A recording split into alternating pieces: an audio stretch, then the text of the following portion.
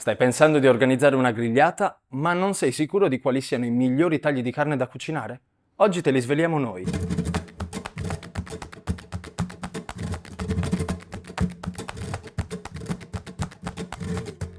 Non c'è dubbio che la regina del barbecue sia la carne rossa, in particolare quella di manzo, la picanha, la ribeye parasanghe e la bistecca con osso.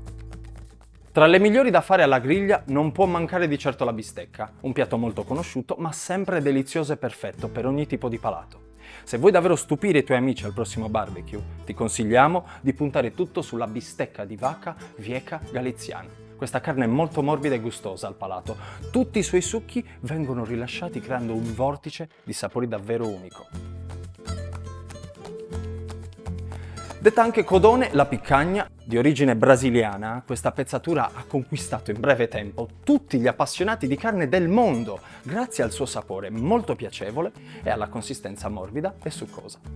Per una grigliata di successo, consigliamo di affidarsi alla picanha di Sashi AAA.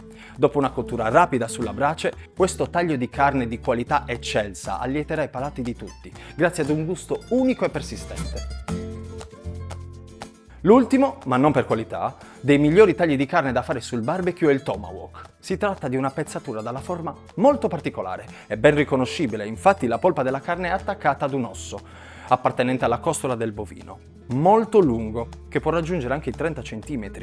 Questo taglio di carne è perfetto per la griglia. Posto su una fonte di calore intenso, forma una leggera crosticina sulla superficie, davvero piacevole da addentare. All'interno non deve essere cotto troppo per poter sprigionare, attraverso i succhi, tutto il suo sapore straordinario. Per gustare un'ottima tomahawk durante una grigliata, la scelta che ci sentiamo di consigliare è la Kimi Extra Marezzata. Carne di prima qualità, con un'ottima infiltrazione di grasso che al palato risulta particolarmente delicata, ma saporita.